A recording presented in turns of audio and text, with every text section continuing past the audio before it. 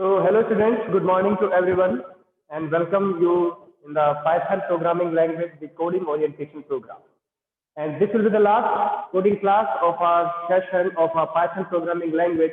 And I'm hoping that you all have enjoyed the sessions of coding very well. Okay.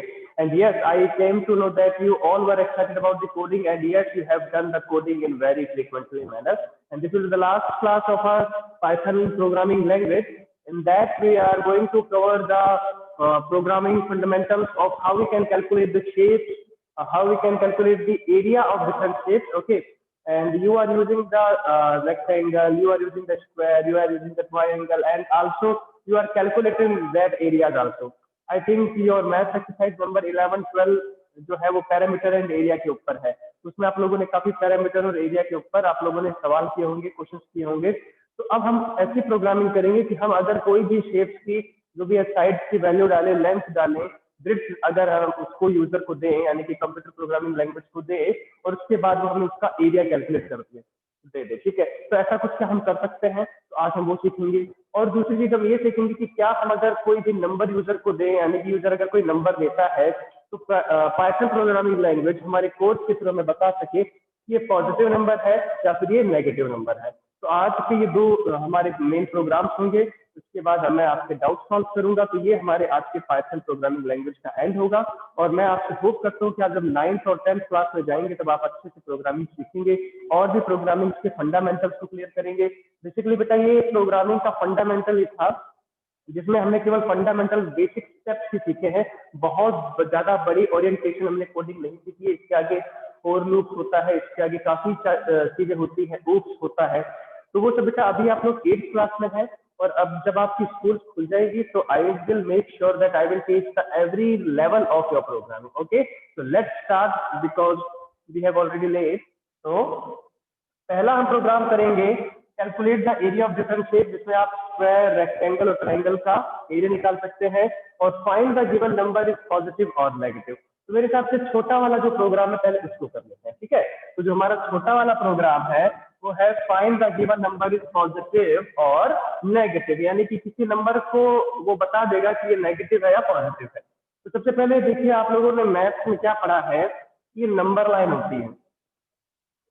ठीक है, ये number line है, यहाँ पर ये उसका ऑरिजिन है। इस साइड यानी जो राइट हैंड साइड होता है उस साइड पॉजिटिव नंबर होते हैं, ये आप बात मानते हैं। ठीक है, मान लेते हैं ये 5। और इस साइड है जो है वो नेगेटिव नंबर होते हैं। ठीक है, तो ये क्या है, यहाँ से हम देखते हैं कि जो 0 से बड़ा होता है वो क्या होता है, पॉजिटिव नंबर।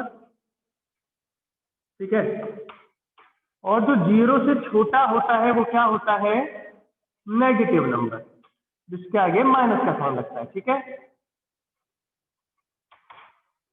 ये मेन लॉजिक है और यही लॉजिक हम जो है प्रोग्रामिंग में लगाने वाले हैं।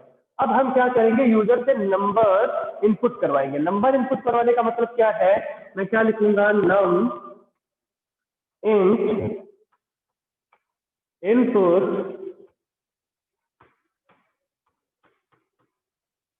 Enter number to check.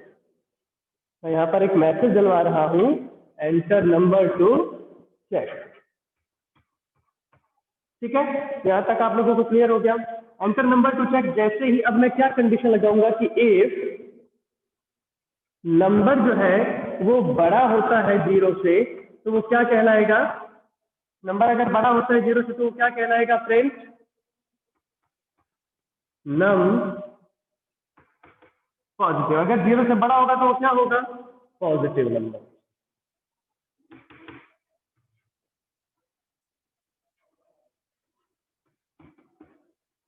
ठीक है, इफ नम लेस देन 0, अगर 0 से छोटा होता है तो क्या करेगा फ्रेंड्स, नम नाम का हमारा जो वेरिएबल है नेगेटिव नंबर। ओके, अब आप लोग सोच रहे होंगे कि सर जब दो ही कंडीशन थी तो आपने इफ क्यों लगाया है, बताऊंगा मैं आपको। अब देखिए एल्स पार्ट में क्या होगा, मान लीजिए यूजर ने 0 ही एंटर कर दिया, तो 0 ना तो पॉजिटिव है ना ही नेगेटिव है, तो उसके लिए 0 का भी होगा ना। तो एल्स में हम क्या प्रिंट करवा सकते हैं, अगर आप मैं बात करूं एल्स में मैं प्रिंट करवा सकता हूं, यहां पर लिख देता हूं else print you have entered 0, you have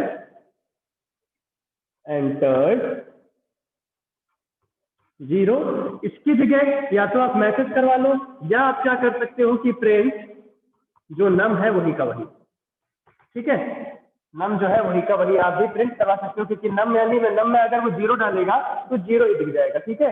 तो ये चीज थी कि अगर आप नंबर देखिए, नंबर लाइन देखेंगे तो जो 0 से बड़ा होता है वो पॉजिटिव नंबर होता है, जो 0 से छोटा होता है वो नेगेटिव नंबर होता है। यही सिंपल सा बेसिक लॉजिक मैंने लगाया कि अगर नंबर बड़ा होगा 0 से, जब तो मैं क्या कहला दूंगा कि जो हमारा एंटर्ड नंबर है वो क्या है, पॉजिटिव नंबर है। और अगर मेरा नंबर जो छोटा है 0 से, तो मैं जो क्या करा दूंगा प्रिंट की जो नंबर है वो क्या है, नेगेटिव नंबर। अगर दोनों कंडीशन नहीं होते तो दैट मीन्स क्या है, उसने 0 इनपुट किया है, 0 डाला है, तो इसलिए मैंने क्या प्रिंट करवा दिया, नम प्रिंट करवा दिया। ये एक बहुत ही बेसिक सा प्रोग्राम था जहां पर आप एक पॉजिटिव नंबर और नेगेटिव नंबर को कैलकुलेट कर सकते हो। तो चलिए अब इसको प्रोग्रामेटिकली इंप्लीमेंट करके देखते हैं। Okay student, so okay students, here I have created a script mode file in which I have given the name positive negative.py, as you can see on your screen also. So now what I will do is I will do the same thing what I have told you on the board. So I am taking a num variable in which I am taking the user input. So that's why I am writing int input enter number to check. Okay, so this is how I have taken the user input. So here I am taking the user input, and now I will apply the condition if num greater than equals to 0, then I will print the num, and then we will give the message is a positive number. Is that good enough? Okay, I will apply the elif number num is less than 0, then print num separator is a negative number. Okay, here it is. Now I will apply the else and then give the print num only. Okay, so this will I will save this, applying the F5. Okay, enter number to check. If I am giving the 12, that means 12 is a positive number. Now let's check the every possibility. I am giving 0, so it is printing the 0. Okay, yes, we have done right. And now last, if I will give the negative number, then it will also show the negative number. Here it is -12, then -12 is a negative number. So I hope that you have understood how you can just make a program to check that that is a positive number or a negative number, and I hope that you have understood it very well. So I am hoping that you have understood that thing very well. Now it's time to calculate the area of different kind of shapes. So our program name is calculate area of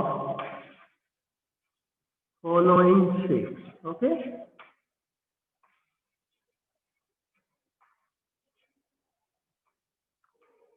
सबसे पहले हम बात करेंगे area of square की। Area of square के लिए पहले सबसे पहले हम जान लेते हैं स्क्वायर कैसे काम करता है। स्क्वायर में क्या होती है, ना तो लेंथ होती है ना ही ब्रेड्थ होती है, क्या होती है, केवल एक साइड होती है। ठीक है, तो यही साइड, ये भी साइड है, ये भी एक साइड है, ये भी एक साइड है, और ये भी एक क्या है, साइड है। ठीक है, तो साइड को जब हम साइड से मल्टीप्लाई करते हैं, साइड मल्टीप्लाई बाय साइड, तो क्या कैलकुलेट हो जाता है हमारा एरिया ऑफ स्क्वायर। ये बात आप मानते हैं? ठीक है, एरिया ऑफ स्क्वायर क्या है, चाहे आप साइड स्क्वायर बोल सकते हैं, चाहे आप साइड मल्टीप्लाई बाय साइड बोल सकते हैं। यानी कि जो भी आप साइड प्रोवाइड करेंगे उसका अगर स्क्वायर निकाल दिया जाएगा तो हम क्या कैलकुलेट कर सकते हैं, एरिया ऑफ स्क्वायर। तो यही हमारा प्रोग्रामिंग फंडामेंटल भी रहेगा जब हम लॉजिक लगाएंगे। तो चलिए देखते हैं। सबसे पहले हम यूजर से कहेंगे कि आप साइड एंटर करो। तो यहाँ पर मैंने ले लिया num या n, int कुछ भी ले सकता हूँ क्योंकि वेरिएबल है, वेरिएबल तो आप कुछ भी ले सकते हैं। फिर मैंने यहाँ पर लिखा input, enter side of square, okay, enter side of square, ठीक है। अब एंटर जैसे ही साइड ऑफ स्क्वायर करता है यूजर, कैसे हम क्या करेंगे उसको, तो हम देखेंगे कि इफ यहाँ पर तो नहीं लगेगा, तो मैं यहाँ पर क्या करूंगा, यहाँ पर मैं लिख दूंगा एरिया, एरिया नाम का वेरिएबल, एरिया नाम का वेरिएबल में मैं क्या करूंगा, n मल्टीप्लाई बाय n। यहाँ तक आपको बात आगे समझ में, n मल्टीप्लाई बाय n होके किसमें जा रहा है, एरिया में, यानी कि एरिया ऑफ स्क्वायर। तो मैं यहाँ पर प्रिंट करा दूंगा, print area of square is, area of square is separator, area किसमें कैलकुलेट आया है, एरिया में, तो ये लो, ये एक कितना सिंपल सा, कितना छोटा सा प्रोग्राम और कितना छोटा सा लॉजिक लगा है एक एरिया ऑफ स्क्वायर प्रिंट करने के लिए, ठीक है। तो ये क्या हो गया हमारा area of square.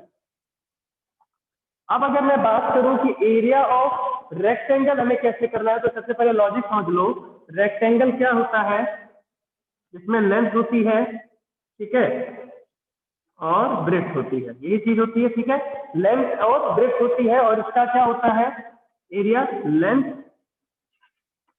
Multiply by breadth, यही होता है, ठीक है, लेंथ मल्टीप्लाई बाय ब्रेड्थ, यही होता है। तो अब हम क्या करेंगे, फिर वही बात है कि हम यूजर से इनपुट मांगेंगे, ठीक है। आई होप कि आप लोगों को एरिया स्क्वायर समझ में आ गया होगा।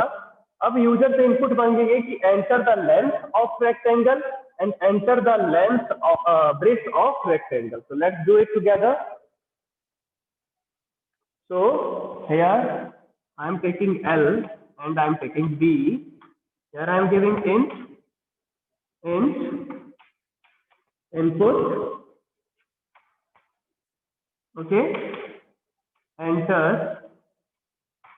length of triangle, sorry, rectangle.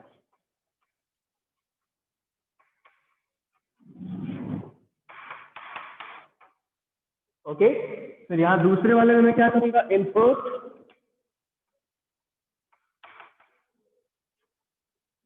Enter breadth of triangle. once again I'm pronunciating it triangle but it is rectangle, okay,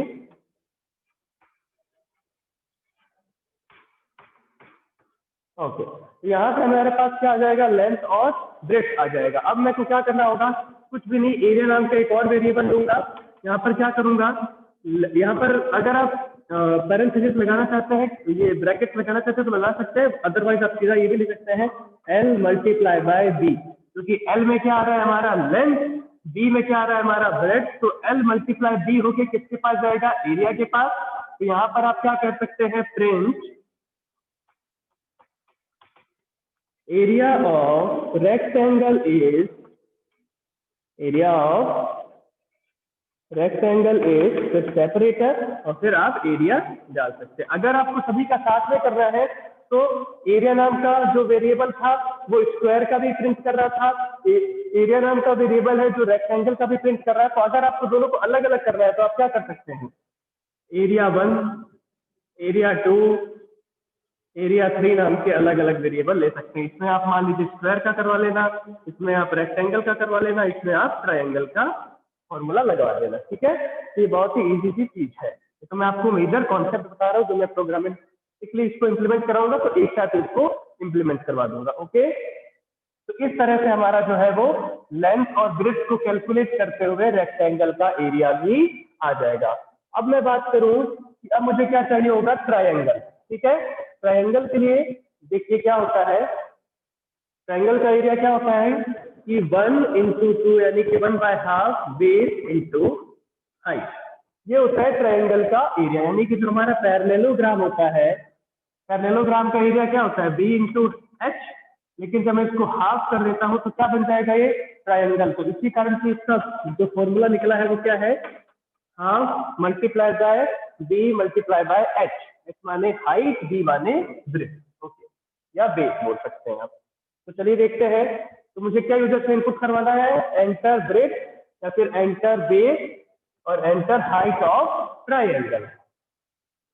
तो मैं वापस से दो चीजें दूंगा, एंटर ब्रेथ,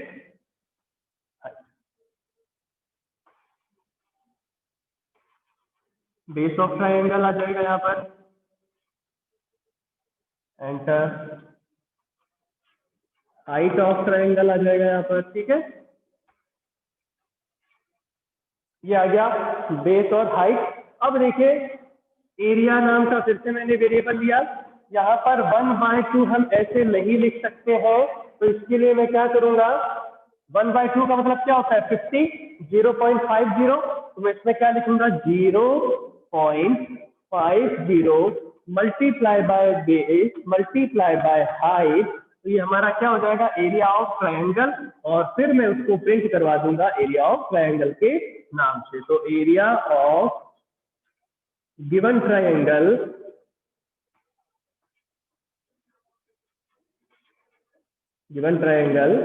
इज, ठीक है।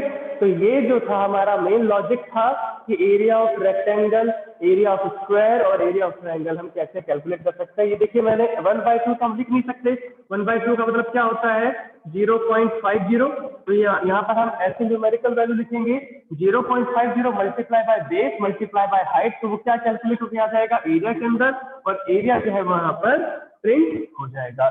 तो इस तरीके से आप area of rectangle, area of square और एरिया ऑफ ट्रायंगल कैलकुलेट कर सकते हैं by giving the code. Okay, तो आई होप कि आप लोगों को समझ में आ चुका होगा। तो चलिए अब इसको प्रोग्रामेटिकली इंप्लीमेंट करते हैं। So students, as you can see that I have opened the Python script mode in which I have created a new file, and I have given the name this file as a area.py, as you can see on your screen also.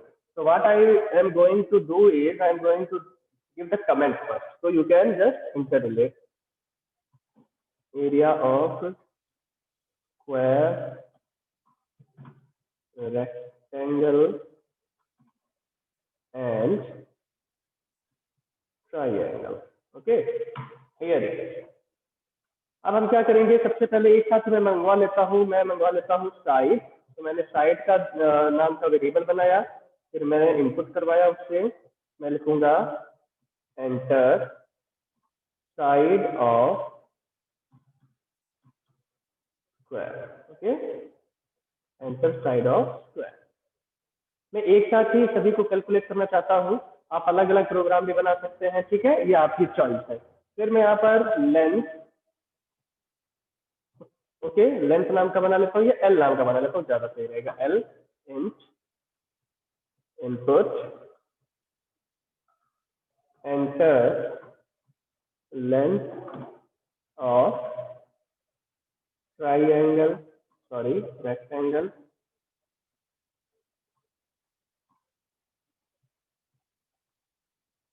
Okay.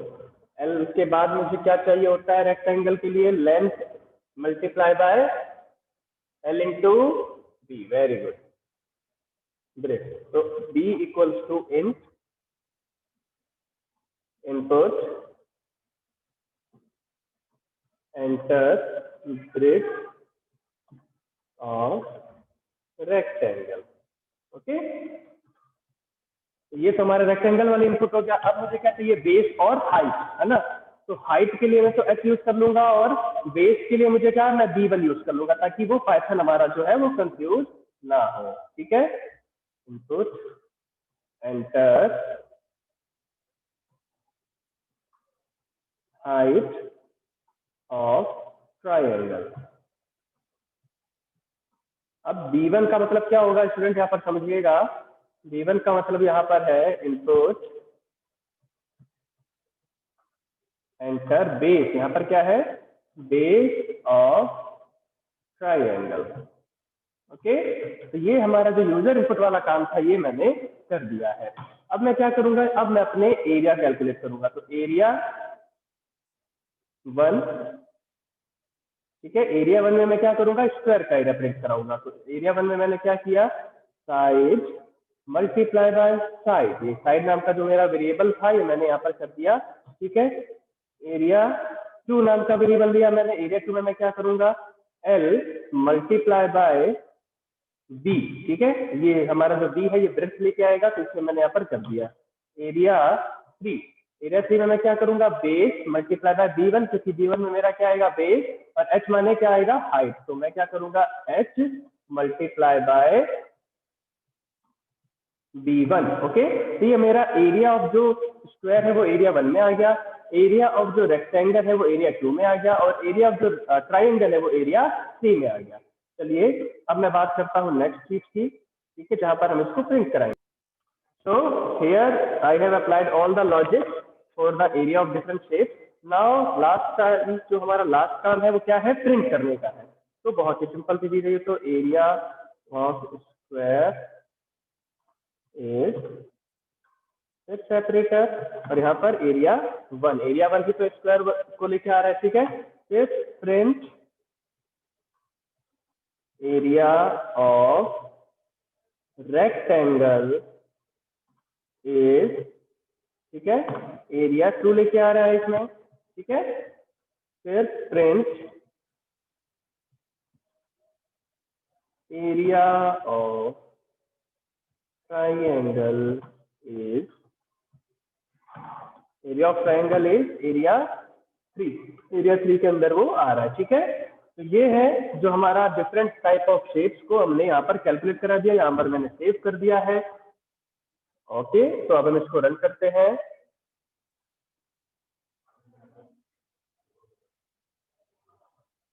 ठीक है। अब मेरे से पूछ रहा है कि side आप क्या देना चाहते हैं, तो चलिए मान लीजिए मैंने साइड दी 7, ठीक है। Enter length of rectangle, length of rectangle मैंने दिया 12, ब्रेड्थ मैंने दे दिया 8, ठीक है। हाइट ऑफ ट्राइंगल में दे रहा हूँ 24, और बेस ऑफ में ट्राइंगल दे रहा हूँ 30। चलिए अब देखते हैं, तो देखिए यहाँ पर सारे आंसर आ चुके हैं हमारे। एरिया ऑफ स्क्वायर आ चुका है 49, एरिया ऑफ रेक्टेंगल आ चुका है 96, और एरिया ऑफ ट्राइंगल आ चुका है 360। देखिए 24 मल्टीप्लाई बाय जो 30 हुआ था, यानी कि उसका 720 का हाफ कितना हुआ, 360। अब एक छोटी वैल्यू लेके देखते हैं ताकि हमें कैलकुलेशंस भी है जो अच्छे से समझ में आ जाए, ठीक है। तो छोटी वैल्यूज में लेके देखता हूँ तो क्या होगा, देखिए बेटा, मैंने यहाँ पर एरिया ऑफ स्क्वायर दिया 5, ठीक है। एंटर लेंथ ऑफ रेक्टेंगल मैंने दिया यहाँ पर 2, ब्रेड्थ मैंने दिया 4, हाइट में दे रहा हूं यहाँ पर 5, sorry, once again I have to reload it,